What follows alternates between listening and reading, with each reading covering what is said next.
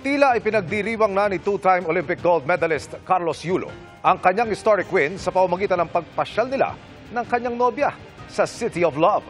Hinihintay naman siya ng kanyang mga kababata sa Maynila na proud sa layo ng kanyang narating. Nakatutok si Oscar Oida.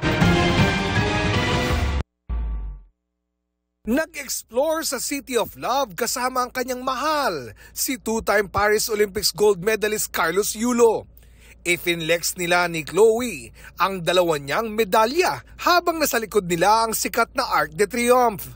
Through God's grace, talagang Carlos and Chloe made it, kaya naman deserve ang bakasyon. Ang POV ni Chloe, pinusuan ng libo-libong netizens. Namasyal din sila sa Disneyland Paris. Sabi pa nga ni Carlos, his inner child is happy. Dahil sa kanyang inukit na kasaysayan, marami na ang sumusubaybay kay Carlos at mga na-inspire na gumawa ng fan art. Merong leaf art kung saan bida siya.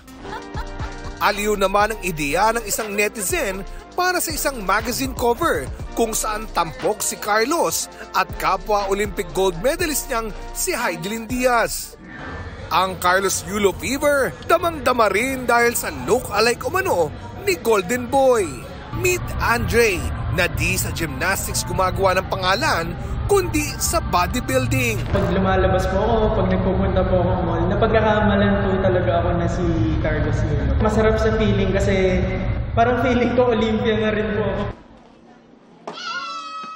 Eh kung galaw Yulo kaya, imbis na kamukha lang.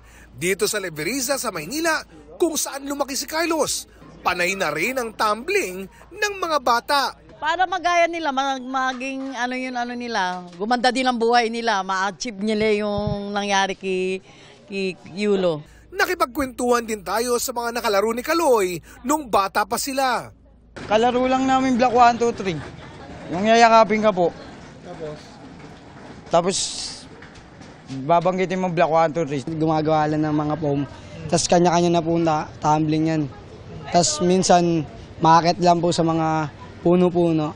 Yung di ba mga ngaroling po, tapos after po niya kumanta, gagamitin niya po yung pagtatumbling niya. Proud silang lahat at excited na para sa homecoming parade ni Yulo na dadaan mismo sa kanilang lugar kung saan nagsimula ang pangarap ng double Olympic gold medalist. Parang may gusto talaga siyang marating ba? Kasi nakikita niya yung mga ibang mga nagji-gym. Inano na niya yung parang inspirasyon niya yung mga Tapos pinagtiyagaan siya ni Boy, yung lolo. Ngayon, si Yulo na ang pinakamagaling sumirko sa mga laking Leveriza. Pero kung makakalamang man daw sila, Papugian lang siguro. Papugian lang. Joke lang, joke. Para sa GMA Integrated News, Oscar Oida, nakatutok 24 oras.